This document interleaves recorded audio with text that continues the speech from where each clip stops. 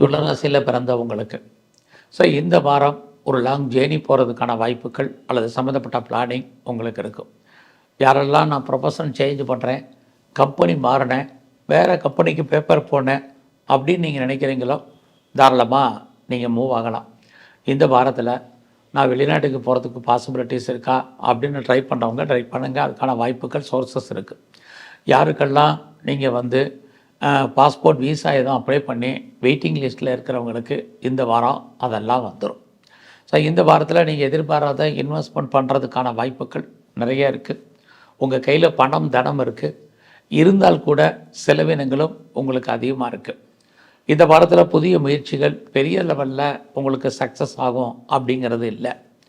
உறவுகள் விஷயத்திலும் சரி, இளைய சகோதர சகோதரிகள் விஷயத்திலும் சரி, நமக்கு தேவையில்லாத ஒரு மனக்குழப்பங்கள், ஒரு நிம்மதியற்ற சூழ்நிலைகள் நமக்கு இந்த வாரம் ஏற்பட்டு வழங்கும்.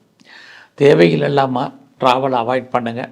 ட்ராவலால் நமக்கு தேவையற்ற மன வருத்தங்கள், செலவினங்கள் தான் இந்த வாரம் இருக்குது. யாருக்கெல்லாம் பெரிய லெவலில் உற்பத்தி சார்ந்த துறைகளில் நீங்கள் இருக்கீங்களோ, உங்களுடைய ப்ரொடக்ஷன் தந்த சேல்ஸ் இருக்க வழியே பெரிய ப்ராஃபிட் ஒன்றும் இந்த வாரம் இல்லை. ஸோ இந்த வாரத்தில் அம்மாவுடைய உடல் ஆரோக்கியத்தில் பெரிய லெவலில் கான்சன்ட்ரேட் பண்ணுங்கள். ஸோ யாரெல்லாம் பெரிய லெவலில் சர்வீஸ் பண்ணணும்னு நினைக்கிறீங்களோ உங்களுக்கு சர்வீஸ் சுமாராக தான் இருக்கும். சொந்தமாக நீங்கள் ஏதாவது பிஸ்னஸ் பண்ணுறீங்கன்னா அந்த பிஸ்னஸுமே இந்த வாரம் சுமார். ஒருவேளை நீங்கள் பார்ட்னர்ஷிப் போட்டு பிஸ்னஸ் பண்ணிங்கன்னா நல்லாயிருக்கும். யாரெல்லாம் உங்களுக்கு வெளிநாட்டு தொடர்பில் இருக்கீங்க, எக்ஸ்போர்ட் அண்ட் இம்போர்ட்டில் இருக்கிறீங்க அப்படிங்கிறவங்களுக்கு இந்த வாரம் நார்மலாக உங்களுக்கு வருமானம் சம்பாத்தியங்கள் இருந்துக்கிட்டே இருக்குது.